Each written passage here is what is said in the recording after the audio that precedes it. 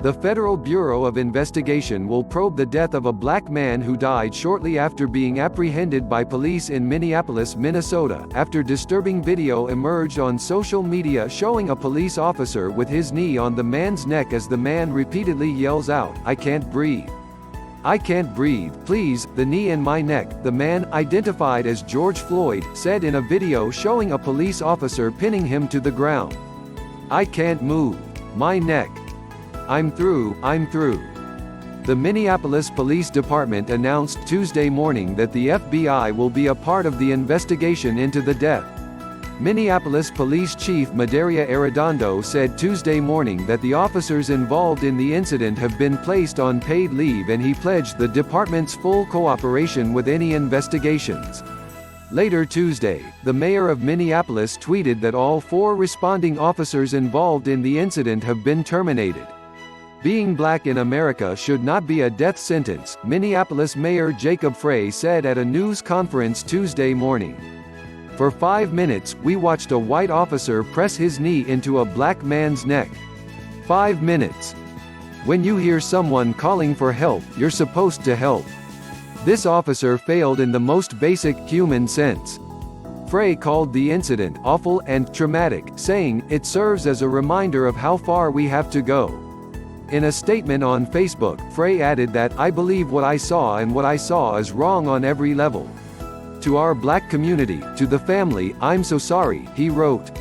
Police did not identify the man who died, but civil rights attorney Ben Crump, who is representing his family, said he was George Floyd. "We all watched the horrific death of George Floyd on video as witnesses begged the police officer to take him into the police car and get off his neck," Crump said in a statement.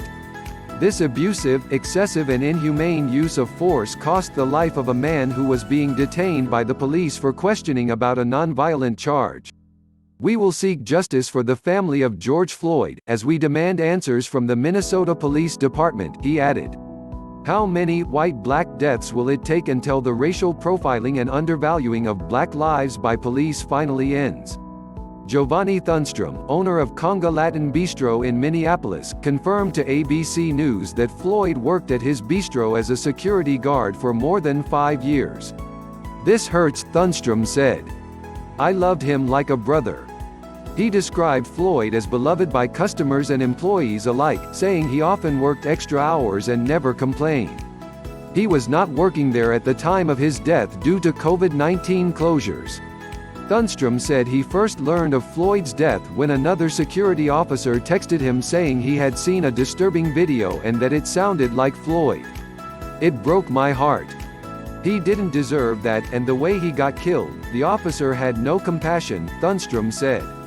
"I feel bad because when you know for someone for so long, it's different when you see it. It looks so disturbing. That police officer could have saved his life. He couldn't breathe. I wish I was there. I would have done something," he said. "I don't want him to be another statistic."